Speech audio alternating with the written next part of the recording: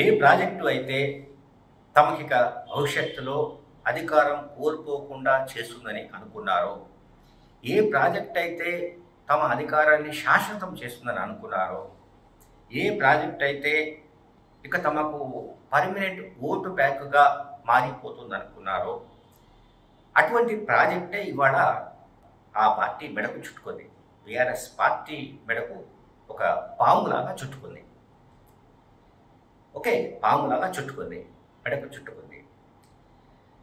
ఇప్పుడు ఇక ఎవరెవరు అరెస్ట్ అవుతారు అనేది బీఆర్ఎస్ పార్టీలో పెద్ద ఎత్తున ఒక గుబులు, ఆందోళన, ఉద్రిక్తత, టెన్షన్ ఏదైనా అనండి అవన్నీ కూడా ఇప్పుడు కొనసాగుతున్నాయి. పక్కా బీఆర్ఎస్ పార్టీలో ఎందుకు ఈ ఆందోళన కొనసాగుతోంది అంటే కేసీఆర్ పుణ్యమే.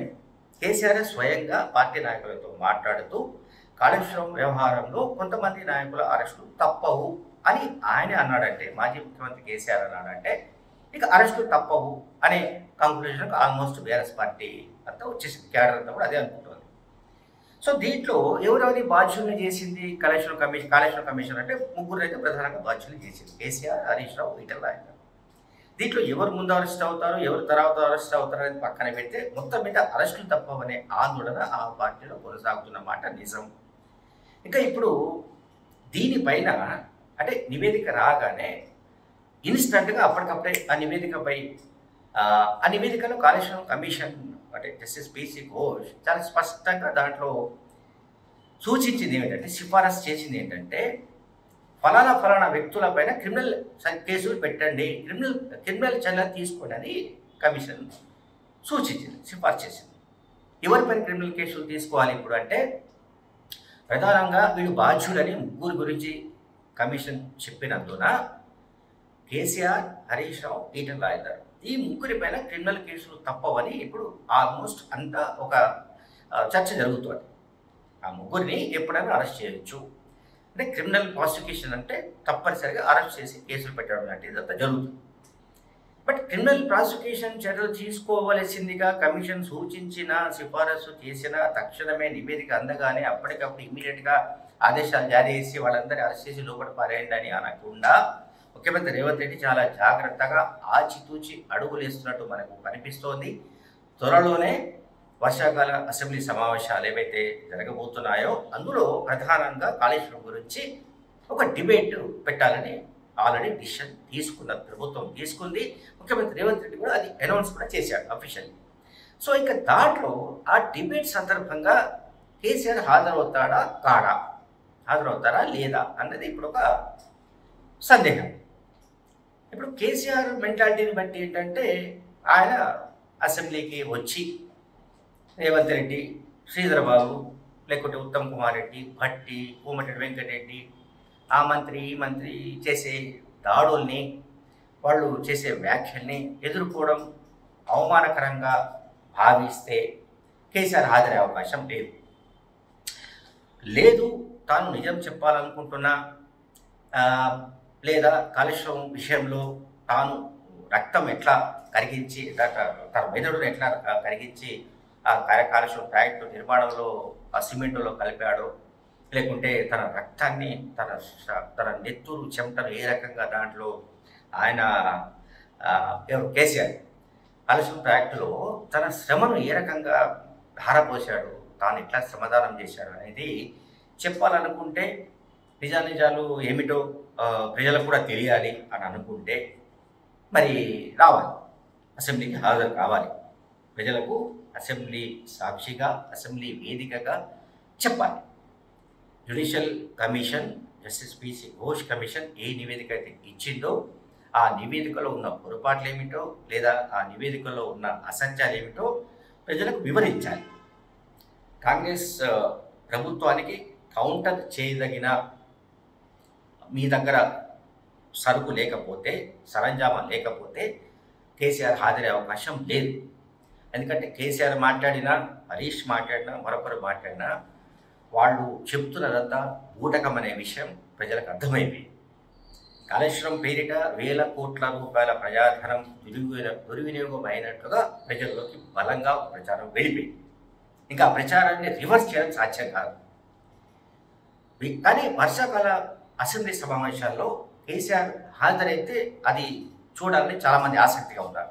ఎట్లా ఉంటుంది కేసీఆర్ వర్సెస్ రేవంత్ రెడ్డి మాటల దాడులు ఎట్లా ఉంటాయి, ఏ రకంగా భీకర యుద్ధం జరుగుతుంది అని చూడడానికి చాలామంది ఆసక్తిగా ఉన్నారు. రాష్ట్రమంతా ఆసక్తిగా ఎదురు చూస్తుంది. కానీ కేసీఆర్ హాజరవుతాడా లేదా? ఇక్కడ కేసీఆరే నిర్ణయించుకోవాలి. ఇక్కడ కేసీఆర్కు మరొకరు చెప్పడానికి వీలు కాదు, సాధ్యం కూడా కాదు. ఎవరో చెప్తే అది వినే రకం కూడా కాదు. కాబట్టి కేసీఆరే రావాలా లేదా అని నిర్ణయించుకోవాలి. ఆయన తరఫున ఎవరు మాట్లాడినా, హరీష్ రావు మాట్లాడినా, కేటీఆర్ మాట్లాడినా, మరొకరు మాట్లాడినా అది పూర్తిగా ఏమంటాము, వాళ్ళెవరు కూడా ప్రభుత్వ వాదనలతో వాళ్ళ వాదన సరితూగదు. అంటే దానికి వెయిటేజ్ రాదు. కేసీఆర్ హాజరైతే రేవంత్ రెడ్డితో ఎట్లా తలపడతాడో తెలుస్తుంది. నిజానికి రేవంత్ రెడ్డికి కేసీఆర్ కేటీఆర్ అనుకుంటున్నట్టుగా రేవంత్ రెడ్డి ఏం నిరక్షరాస్యుడు కాదు, అవగాహన లేని వ్యక్తి కాదు, అధ్యయనం చేయని వ్యక్తి కాదు. ఇప్పుడు 2 శిబిరాల్లో కూడా వర్షాకాల సమావేశాల్లో కాళేశ్వరం ప్రాజెక్టు పైన చర్చ వస్తుంది కనుక ఈ 2 శిబిరాల్లో కాంగ్రెస్ అండ్ బీఆర్ఎస్ 2 శిబిరాల్లో కూడా భారీ కసరత్తు, భారీ అధ్యయనం జరుగుతోంది. రేవంత్ రెడ్డికి కూడా గట్టి హోంవర్క్ చేయాలని ఆల్రెడీ నిర్ణయించుకున్నాడు. సో మొత్తం మీద చాలా హోంవర్క్ చేసుకొని రంగంలోకి దిగబోతున్నందున ఎవరు ముఖ్యమంత్రి రేవంత్ రెడ్డి ఇక ఆయనకు కౌంటర్ చేయాలంటే ఆ స్థాయిలో మళ్ళీ సరుకు ఉండాలి. అది కేసీఆర్ దగ్గర ఉందని చాలామంది అనుకుంటున్నారు.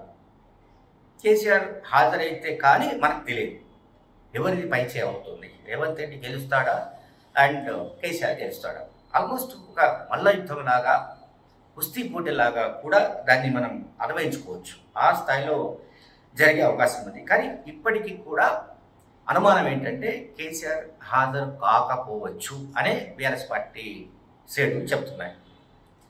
ఎందుకంటే కేసీఆర్ ముఖ్యమంత్రిగా మాత్రమే అసెంబ్లీలో అడుగుపెట్టాలనుకుంటున్నందున ఆయన ఈ ప్రతిపక్ష నాయకుడిగా ఒక ఎమ్మెల్యేగా హాజరు కావడం ఏమిటి, లేకుంటే అధికార పార్టీకి సంబంధించిన మంత్రులు వాళ్ళు మాట్లాడితే అవి వినడం ఏమిటి, తనను తాను అగౌరవపరచుకోవడం ఏమిటి, తనకున్న ఆత్మాభిమానం, ఆత్మగౌరవంని దెబ్బతీసుకోవడం ఏమిటి అంటే తాను ఎబో ద ఆల్ అనుకుంటాడు. కేసీఆర్కి వచ్చిన సమస్య అంతా ఏంటంటే కేసీఆర్ అనుకునేంత కూడా ఎబో ద ఆల్ అంటే నేను అందరికంటే ఎక్కువ, అన్నిటికంటే ఎక్కువ, అంటే నాకంటే ఇంకెవరు పైన లేరు.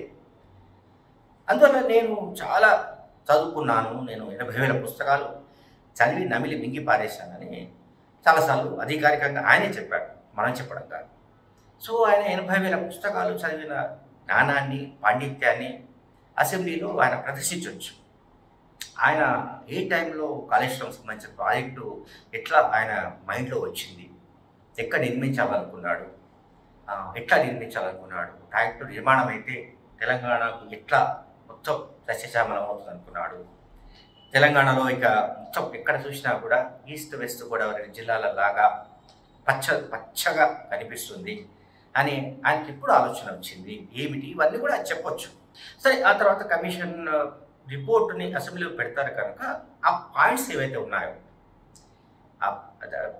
కాళేశ్వరం ప్రాజెక్టును అసలు ఫస్ట్ ప్రాణహిత చేవెళ్ళ అనే దానికి సంబంధించిన ఏదైతే ప్లేస్ ఉందో దాన్ని ఎందుకు షిఫ్ట్ చేశారు కాళేశ్వరం అని, పేరు ఎందుకు మార్చారు, ఊరు పేరు మార్చారు, ప్రాజెక్టు పేరు మార్చారు, స్థలాలు మార్చారు, అన్నీ మార్చి పారేశారు, అంచనాలు మార్చారు. 30-35 కోట్లు ఉంటే అది 1,00,000 కోట్లు దాటిపోయిన సంగతి మనందరికీ తెలుసు. మళ్ళీ కొత్తగా మనం చెప్పుకోవాల్సిన అవసరం లేదు.